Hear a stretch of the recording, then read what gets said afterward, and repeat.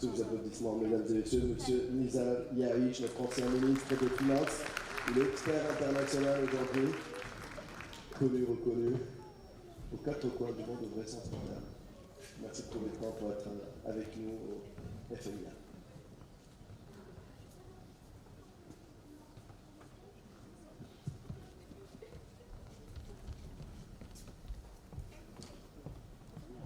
Très bien. Très heureux d'être avec vous et d'animer cette finale de clôture. Quelle deux journées magnifiques en attendant la mise en place. J'ai suivi pas mal de discussions et de débats. Moi j'ai envie de dire bravo et quelle réussite. Réussite par la présence et la participation de plusieurs pays. Ici en Tunisie, une organisation faite avec brio. Et beaucoup de contenu et des keynotes de qualité et des échanges vraiment de très très grande qualité, beaucoup de très bonnes idées. Et j'ai envie de dire, lorsque l'état d'esprit dès le démarrage d'un tel forum, c'est vraiment la collaboration, c'est le win-win, etc. L'outcome d'un tel forum ne peut être que positif. Et je pense qu'on le sent, on l'a senti dans l'organisation, et on le sent aussi dans l'output de ce forum. Je n'ai pas la prétention en 20 minutes de tout résumer, mais je vais prendre quelques idées, à mon avis, qui me semblent très importantes et fortes, et qui se dégagent, à mon sens. Et j'aimerais, avec vous, si vous le permettez, de répondre à un certain nombre de questions. Première chose, c'est comment lier l'IA et ce qui se passe ici avec l'IA à l'échelle mondiale, au niveau géopolitique, au niveau finance internationale et au niveau économique. Et à quel point cette IA elle est vraiment importante et elle est en train de changer le monde. De quoi on parle en fait? De quel ordre de grandeur? C'est quoi les projections? Donc ça c'est la première question. J'aimerais aussi, en quelques minutes, se focaliser sur toute la chaîne de valeur de l'IA et pas seulement les LLM ou les parties les plus visibles, pour qu'on la comprenne un peu mieux. Je crois que c'est important d'avoir ce 360 degrés. J'aimerais aussi, si vous le permettez, qu'on revienne aussi sur les risques associés à l'IA. Pour les États, pour les administrations, pour les entreprises, pour les familles et même pour nos enfants. Il faudrait qu'on en soit tous conscients. Et j'aimerais parler de ma chère Tunisie, de son rôle, comment est-ce qu'elle peut jouer un rôle important dans le domaine de l'IA. On en a parlé hier, on en a parlé aujourd'hui. On a parlé de talent, on a parlé d'intelligence artificielle, mais aussi on a parlé d'énergie. Et à quel point la question énergétique, elle est fondamentale pour réussir. Donc j'aimerais vous parler de la Tunisie, et j'aimerais vous parler d'une manière plus concrète, peut-être avec des chiffres, pour dire est-ce que c'est faisable? Est-ce qu'une telle vision est vraiment faisable? Du point de vue technique, financier, scientifique, etc., et partager quelques éléments avec vous. Donc voilà ce que j'ai proposé, où je vous ai préparé comme keynote de clôture. Et pour démarrer, la première question, c'est les grands enjeux mondiaux de l'IA. Le marché de l'IA, j'ai partagé quelques chiffres avec vous, mais j'aimerais que vous preniez ces chiffres-là sous un mode tendanciel. C'est les ordres de grandeur, parce qu'ils changent tellement vite en ce moment. Et ces chiffres-là ne seront peut-être plus valables dans 6 mois ou dans 1 an. Mais les ordres de grandeur sont assez grands. Tout d'abord, de quoi on parle? On parle d'une taille de marché de plusieurs centaines de milliards de dollars au total. Peut-être 500 milliards, peut-être 600 milliards. Avec beaucoup de croissance, on parle de presque une trentaine de pourcents de croissance en moyenne entre maintenant et 2030. Les investissements dans l'IA, 220 milliards de dollars. Ce sont aussi d'énormes chiffres. Et non seulement en recherche et développement, mais également en infrastructure, puisqu'on parle de 175 milliards de dollars, 30%. Vous connaissez bien sûr Nvidia, mais il n'y a pas que Nvidia, il y a beaucoup d'autres acteurs sur le marché. On parle aussi d'une part maintenant de l'IA dans le PIB mondial de plus de 2%. Donc sur les 100 et quelques trillions de dollars annuels, l'IA, elle pèse déjà 2,2% et ça continue à augmenter. Et on parle aussi d'une très grande consommation énergétique de l'IA, on en a parlé, je vais y revenir, et qui pourrait même freiner, si on ne trouve pas des solutions concrètes, freiner le développement de l'IA. Donc, on parle de sommes importantes, de beaucoup de chiffres, mais il n'y a pas que ça, en fait. Parce que l'IA, elle fait beaucoup plus. Ce n'est pas le secteur lui-même, c'est tout ce que va permettre l'IA de générer en termes de revenus, de productivité supplémentaire, etc. Et là, on parle de plusieurs secteurs. On parle de sécurité de défense nationale. C'est utilisé, et ça a même été prouvé que l'IA démultiplie les forces de défense et les forces militaires. On parle aussi de contrôle de données et d'exploitation de données. Les données, c'est l'or de notre époque, et 90% des données, elles ont été générées sur les 5 dernières années, et 80% de celles-ci, elles sont détenues aujourd'hui par peut-être 6 acteurs les plus importants américains et 4 ou 5 acteurs chinois. Donc c'est important d'avoir ça en tête. On parle aussi d'IA qui permet de renforcer les défenses économiques, de gagner en productivité.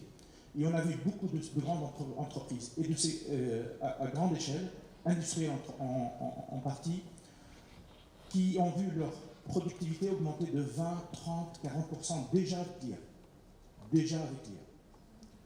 Alors ceux qui vont suivre pourront bien sûr être nettement plus rentables, profitables, etc., parce que plus efficaces, et d'autres ne pourront pas suivre, ou suivre en moins, s'ils n'arrivent pas à prendre le virage proprement de l'IA. Au-delà de l'aspect productivité, on parle de création de richesses supplémentaires. Beaucoup d'innovation. Et ça, c'est le point essentiel à mon avis. Parce qu'on ne parle plus maintenant de 500 ou 600 milliards de dollars, on parle tout d'un coup de 14 trillions de dollars d'ici 2035, de 15, de 16. Je sais que le chiffre, il peut varier très vite. Et je sais que nos modèles, même nos propres modèles, ont du mal à estimer d'une manière très précise ces chiffres-là, mais on sait que ça se chiffre en dizaines de trillions de dollars, et ça, c'est en l'espace de 5, 7, 10 ans. Et pourquoi l'IA aussi est importante, au-delà des aspects économiques, etc., elle a un impact social fort, elle a un impact sur l'affluence cognitive et le soft power qui est très très fort. Lorsqu'on dit par exemple que 80% des LLM et de la data, c'est des LLM anglo-saxons, ça veut dire que forcément, les idées, les valeurs, etc., elles vont être forcément influencées, et nous-mêmes, on est obligés d'être influencés par ça. Donc tout ça, c'est, pour résumer peut-être, pour ce forum, pourquoi c'est un sujet tellement important sur les sujets économiques et intrinsèques, et au-delà du secteur lui-même. Maintenant, j'ai pas envie qu'on sorte de ce forum-là en se disant oui, mais la plupart des exemples sont des LLM ou des agents agent-based AI, etc. Mais en fait, il y a beaucoup plus que ça. Pour qu'on puisse communiquer avec un LLM, il y a eu tellement de segments, de chaînes de valeur pour arriver. Énormément. C'est un slide illisible et c'est fait exprès. C'est fait exprès, c'est pour vous dire toute la complexité de la chaîne. Et parce que aussi, j'aimerais corriger un certain nombre de notions qui pourraient nuire à nos travaux dans le domaine de l'IA. Ça, c'est une modélisation possible de la chaîne de valeur de l'IA. Donc ça commence des tellers et des matériaux rares, je vais vous en parler. Ensuite, on monte petit à petit avec tout ce qui est conception de puces, avec la lithographie, avec les optiques de précision, etc., avec le dépôt et le gravure, avec le packaging qui est très important, et ainsi de suite, jusqu'à la couche serveur, GPU, que vous connaissez beaucoup mieux, n'est-ce pas, les couches applicatives, le cloud, l'application, et ça va jusqu'au cloud et au stockage. Beaucoup d'éléments. Là-dedans, on a entendu à plusieurs reprises dire oui, mais les Américains ils ont pris beaucoup d'avance. Les Chinois suivent, donc on parle de 42-45%, les Chinois à 25-28% et les Européens dans les 12%. Mais en fait, ce n'est valable que sur une partie de la chaîne. Parce que les sujets en fonction de là où on se positionne dans la chaîne de valeur de l'IA, le positionnement des pays, il n'y a pas un seul pays, il n'y a pas un seul continent qui domine. Les terres rares, par exemple, c'est typiquement la Chine, peut-être avec d'autres pays comme la RDC, et on parle de 70-75%. Même si ici aussi, avec l'évolution technologique, c'est en train de changer. Donc au jour d'aujourd'hui, il y a des évolutions technologiques qui dépendent des matériaux rares, et demain, et on commence à le voir, on dépendra moins des matériaux rares. Donc vous voyez que ce positionnement va évoluer. Exemple typique, les batteries. Ensuite, dans toute la chaîne, il y a deux endroits où il y a de grosses pressions et de tensions géopolitiques, énormément. L'une d'elles, ça s'appelle ASML, c'est une brillante entreprise néerlandaise, européenne. Et l'autre, c'est TSMC, et c'est une entreprise chinoise, et bien sûr, Nvidia, elle est très dépendante de TSMC.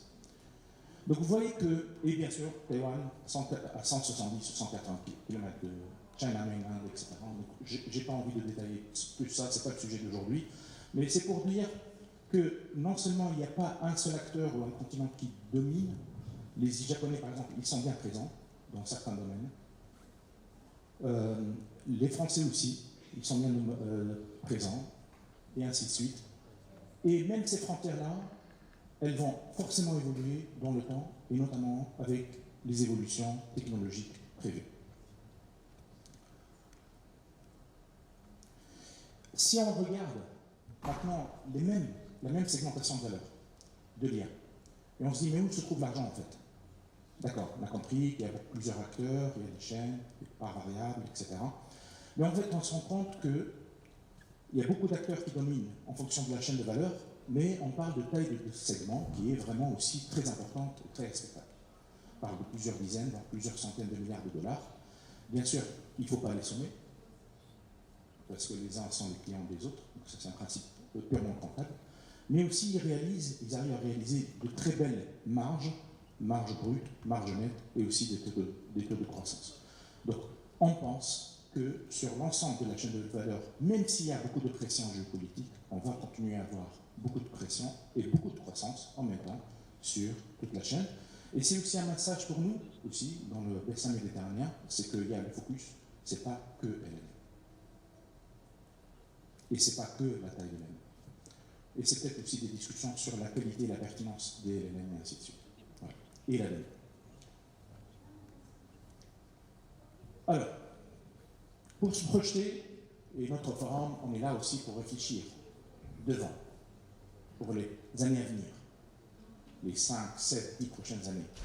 C'est important aussi de se projeter un petit peu et de voir comment pourrait évoluer l'intelligence artificielle dans les prochaines années. Même si, pour cet exercice-là, il faut être extrêmement humble. Ça change tellement vite.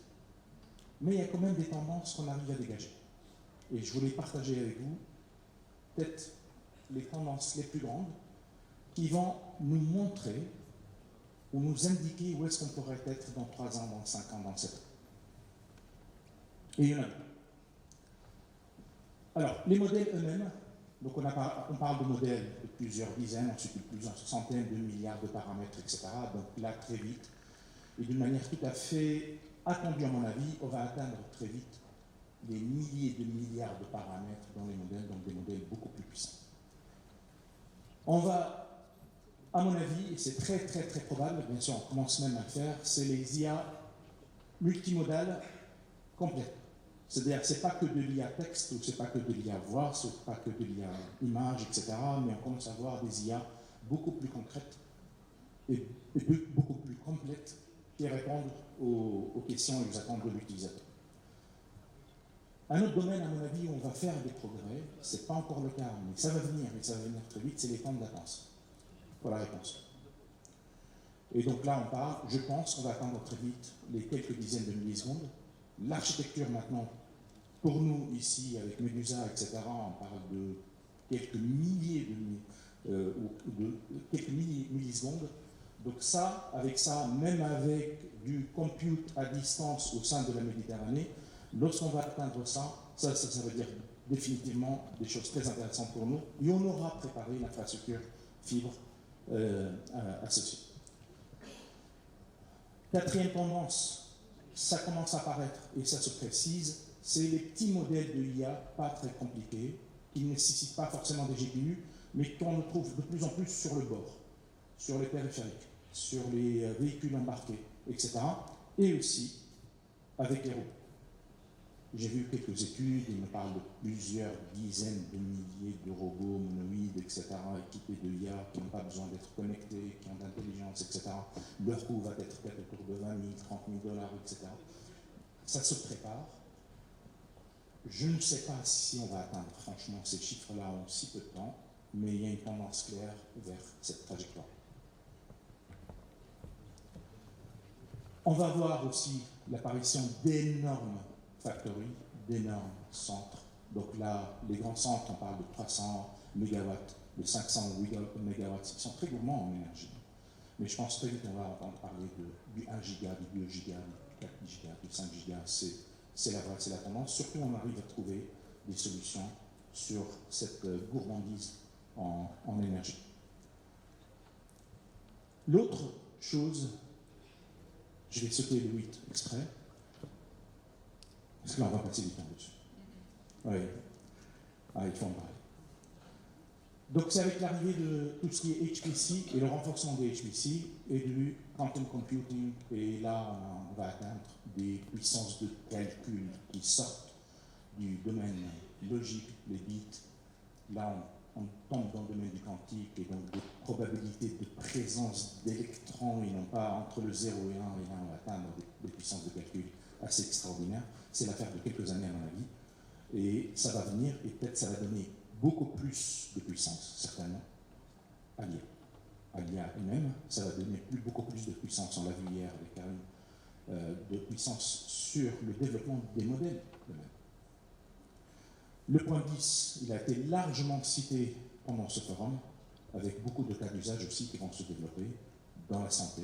On l'a vu avec notre ministre de la Santé hier, on a vu aussi d'autres applications dans le domaine de l'éducation, dans le domaine de l'énergie, et ainsi de suite. Donc tous ces cas d'usage où, en fin de compte, on est en train d'industrialiser l'intelligence, on est en train d'industrialiser donc l'innovation, forcément, et là, the sky is the limit. Avec la limite, on le verra. Alors, pourquoi j'ai sauté le point 8? Gouvernance, IA, est-ce qu'il y a des risques derrière tout ça? Est-ce qu'il y a des risques derrière tout ça? Ça a été évoqué ici. Et il ne faut pas qu'on donne l'impression, à mon avis, à mon sens, le fait de promouvoir l'IA, la coopération autour de l'IA en Méditerranée, c'est qu'on avance sur des terrains safe. Non, il y a beaucoup de risques. Et il faudrait, je le dis, je le mentionne pour en être conscient, mais aussi pour qu'on prenne les mesures qu'il faut en matière de régulation. Et je vais revenir sur cette question de régulation fondamentale. Les risques, on peut en parler longuement. Mais je vais commencer par les risques pour les gouvernements. Et il y en a beaucoup. Je ne vais pas tous les lister, je ne vais pas lister tout le rationnel qui est derrière, mais sachez qu'il y a des risques clairs de perte de souveraineté lorsque les données partent, lorsque de plus en plus de personnes utilisent des IA étrangères, etc. Forcément. Il y a des risques très importants de manipulation de l'opinion.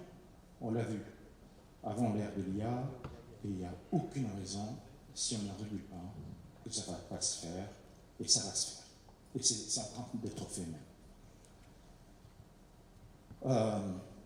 Des cybermenaces augmentées par l'IA, oui aussi, parce que à chaque fois, ceux qui essaient aussi de profiter des faiblesses ou des failles des systèmes vont eux aussi utiliser l'IA et la puissance de l'IA pour trouver les failles et pour être encore plus fins dans leurs attaques. Donc il y a aussi une difficulté grandissante de régulation. Il y a beaucoup de pression sur les gouvernements et les États. Trop réguler, ça peut réduire l'innovation et donc la pression ou les vents contraires qui peuvent venir.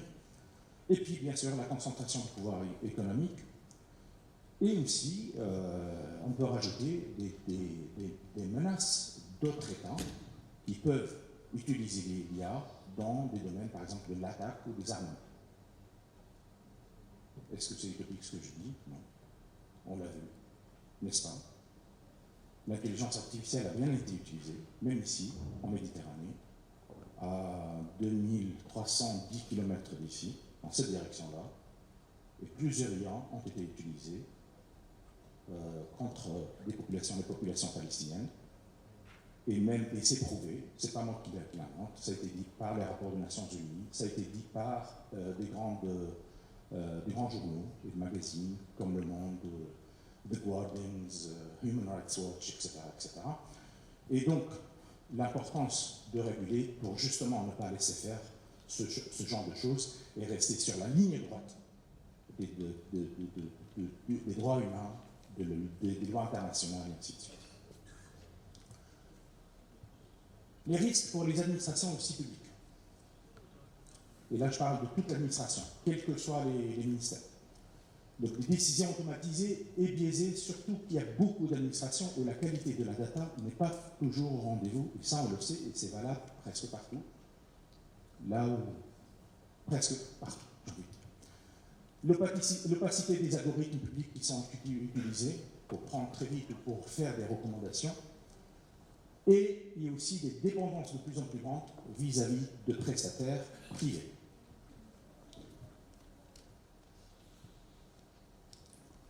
Autre risque aussi pour les entreprises et le business. Donc il y a des dépendances stratégiques. Plus on dépend de l'IA, plus on dépend de tiers, plus on dépend forcément parfois aussi de tiers qui vivent à l'extérieur ou qui ont forcément d'autres agendas, ou probablement d'autres agendas. Il y a des risques juridiques liés à l'utilisation de l'IA, on a vu tellement d'exemples aussi. Il y a les erreurs et les hallucinations, même si les taux tendent à s'améliorer, mais plus on dépend de l'IA, plus ces risques-là peuvent être réels et parfois graves. Et l'IA, elle peut servir certains, mais elle peut aussi servir la concurrence ou elle peut servir d'autres modèles. Typiquement, les LLM maintenant, ils se positionnent de plus en plus dans la chaîne de valeur commerciale. C'est-à-dire, moi je chatte, je veux me renseigner sur une destination précise, et tout d'un coup, le LLM il me propose une destination, il me propose même un hôtel. Et après, il me demande aussi, et ça va venir, si je veux payer directement. Donc en fait, qu'est-ce qu'on est en train de faire? On est en train de court-circuiter d'autres modèles plutôt classiques, qui vont forcément perturber leur croissance, leur rentabilité et leur viabilité même à long terme. Et aussi, il y a la notion d'érosion de la confiance. Bien. Attention à l'usage de l'IA. J'ai vu l'expérience moi-même, il y a quelques jours, où une très belle boîte de recrutement utilise des agents basés IA et les étudiants ou les élèves se sont rendus compte que c'était des agents qui les appelaient. Ils ont eu des taux extraordinairement bas. Et ça a même fait un fait à battre sur l'image de la boîte, sans aller un peu trop vite. Risque pour les familles aussi, c'est important qu'on dise. Ici, on tient beaucoup aux valeurs humaines, aux valeurs de la famille qui nous unit, etc. Mais aussi, il y a des risques de manipulation émotionnelle, de surveillance domestique, etc., etc., etc. C'est beaucoup de risques, et aussi des risques pour les étudiants et les enfants.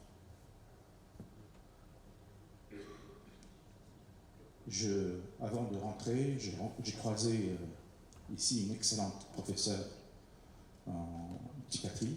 Elle m'a demandé de passer ce message-là. Attention à l'IA pour nos jeunes. Attention à l'IA pour nos petits. Attention. Voilà. Et donc, c'est des risques très importants, et ça peut aller même jusqu'à des risques de perte de liens éducatifs humains, des risques aussi de santé mentale et autres. Voilà. Il me semblait que c'était important qu'on le dise pour qu'on soit conscient de tout ça, mais aussi pour que le positionnement aussi, nous, Méditerranéens, soit clair vis-à-vis de la question réguler ou pas réguler. Réguler ou pas réguler. Et je sais qu'il y a tellement de pression, on a eu la pression, et les Européens ont eu des pressions, pour limiter la régulation et pour renforcer le développement économique et l'expansion de certains acteurs technologiques.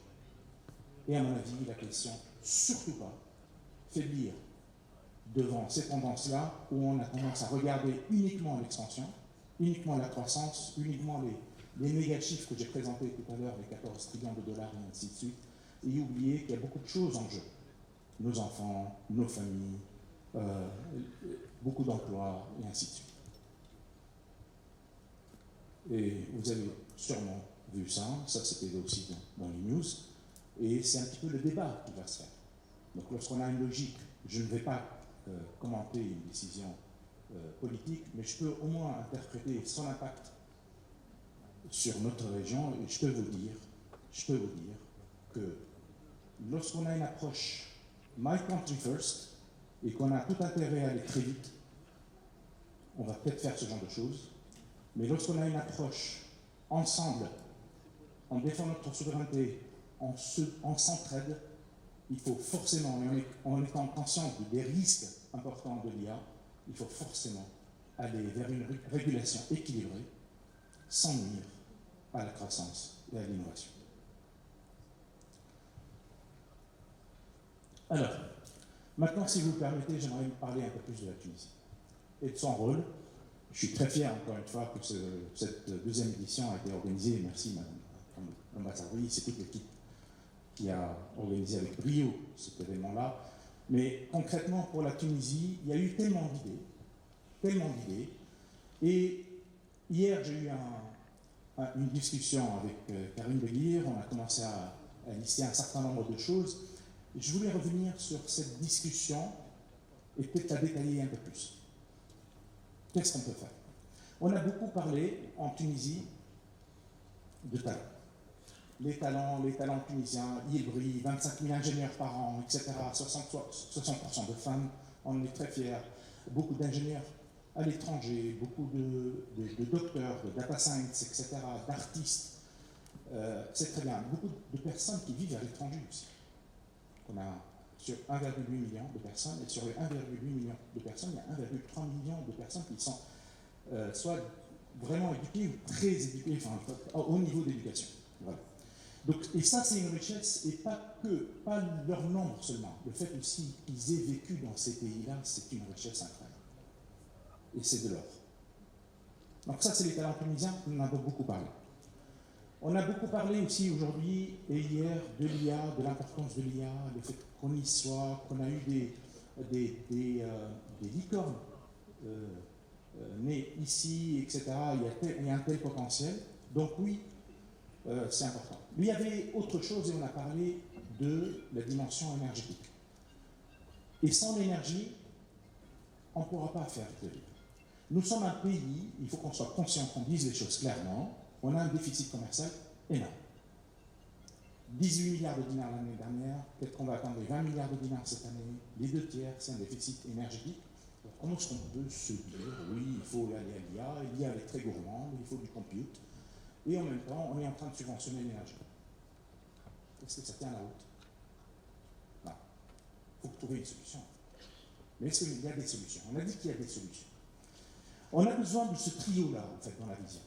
Vraiment s'appuyer sur nos talents, vraiment être à la pointe en IA, et aussi trouver des solutions d'énergie propres, notamment le photovoltaïque. Et pourquoi le trio, là, il est important, et pourquoi une cohérence ensemble, en fait, dans la vision? Parce qu'en fait, les talents, et une grande partie de ces talents, malheureusement, une bonne partie, elle est partie à l'étranger, faute d'opportunités. Il est indispensable qu'on crée le besoin ici, qu'on crée les opportunités ici dans ce pays-là, et IA énergétique, etc. On serait capable, et oui aussi, on serait capable d'aider nos voisins méditerranéens pour qu'on ne vende pas uniquement de l'énergie comme énergie, mais aussi vendre aussi de l'intelligence et faire et exporter des choses à plus forte valeur ajoutée. Et ça aide tellement notre économie, ça aide la STEG, ça aide le côté social, ça développe des solutions sociales assez extraordinaires, etc. Ça équilibrerait largement le déficit commercial que j'ai évoqué tout à l'heure, une bonne partie du déficit budgétaire et ainsi de suite. Juste pour clôturer, et je m'excuse pour le retard, il me semble que c'est des sujets importants pour sortir vraiment avec une vision, en fait, et avec une feuille de route, et que ça ne reste pas uniquement au stade pareil. Moi, je pense qu'il faut qu'on retienne aussi quelques expériences du passé. Que cette méthode où chacun fait son business à part et essaie de maximiser ses gains, et après on met 2 business cases l'un à côté de l'autre, c'est pas la façon optimale de travailler. mais le fait de travailler ensemble, sur une base équitable. Là, on peut apporter beaucoup de solutions à partir de cette belle Tunisie pour la Méditerranée, pour nos voisins. Notre priorité, bien sûr, nos frères algériens, libyens, mais aussi pour la Méditerranée et pour la rive nord de la Méditerranée. Et ça nécessite aussi, bien sûr, que le niveau de confiance soit au maximum et qu'on suive tous les mêmes standards internationaux. Une seule loi internationale, il n'y a pas de double standard, il n'y a pas de deux poids, deux mesures. Partout, c'est vraiment un seul standard, les mêmes règles internationales pour qu'on puisse avancer. Est-ce que c'est notre ADN? Le premier slide qui a été partagé hier, c'était le fait que l'histoire va changer. L'histoire va changer, n'est-ce pas? On l'a vu, c'était le tout premier slide hier, au début du forum, présenté par Karine. Et moi, j'ai envie de dire, en fait, ce beau pays, il a vu naître peut-être la première université au monde. Il y a un débat là-dessus, mais en tant que Tunisien, j'ai envie de dire, oui, c'est la première. Oui, c'est la première. Elle est à 10 minutes d'ici. Et l'ADN de cette université magnifique, c'était dès le départ, c'était un enseignement de qualité pour tout le monde, pour les Africains, pour les Arabes et pour les Méditerranéens. On enseignait avec toutes les langues, plusieurs langues. Et on enseignait l'astronomie, les maths, et que sais-je. Et ça a été fait par des gens qui croyaient et qui voulaient partager avec les autres. Et c'est un petit peu notre ADN. Et aussi, on a un autre grand-père, Ibn Khaldoun, un autre génie, je le rappelle. Il était précurseur avant tout le monde. Avant tout le monde. Pour parler du domaine social, de développement humain, de développement de capital humain, de nation building, etc. etc. Et jusqu'à aujourd'hui, on est en train d'étudier ces écrits, et c'est un petit peu l'ADN, notre ADN. Et puis, après l'indépendance, je rappelle aussi qu'en l'espace d'une seule génération, le taux d'alphabétisation de la Tunisie est monté de 15 à plus de 80%, une seule génération. Donc on l'a fait une fois. Je pense qu'on est capable de le faire une autre fois, si on travaille collectivement, ensemble, avec les bons talents et la bonne vision. Et je vous remercie.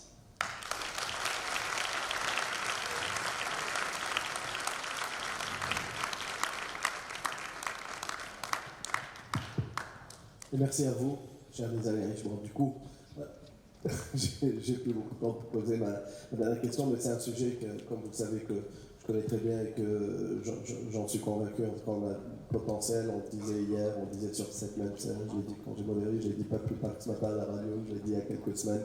Aujourd'hui, on a la possibilité de réaliser tout ce qu'il y a ici. Et juste, j'aurais une seule question en une seconde. Si vous y croyez, vous y mettrez, vous, toutes vos économies? Vous le ferez vous-même? On met pas toutes nos économies, on met toute notre vie.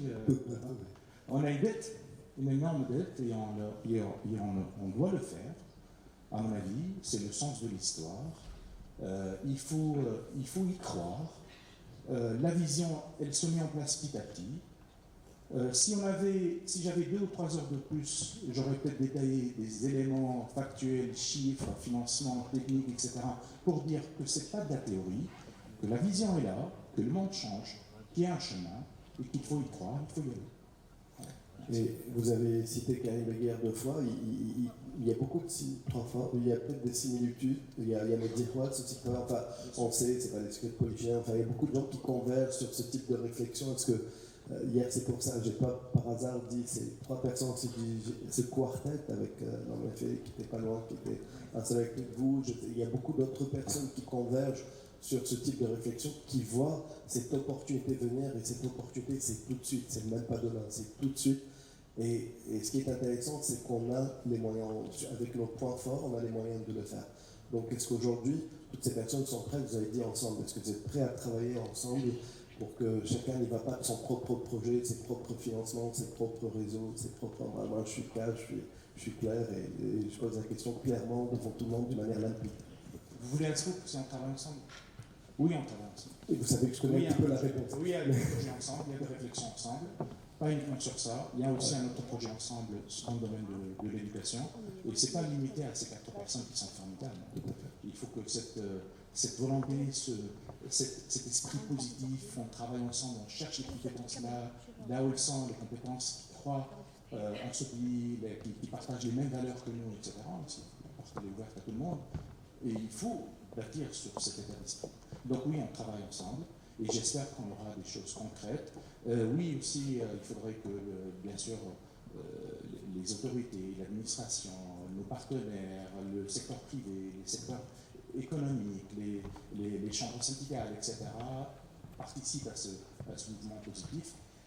À mon avis, si on travaille dans ce sens-là, on ne peut que gagner. Et beaucoup d'autres pays sont déjà en train de le faire, qui sont sur le continent africain, où ils essaient de s'organiser. Donc aujourd'hui, il y a vraiment une opportunité, au risque de me répéter, mais c'est tout de suite. Merci beaucoup. Merci.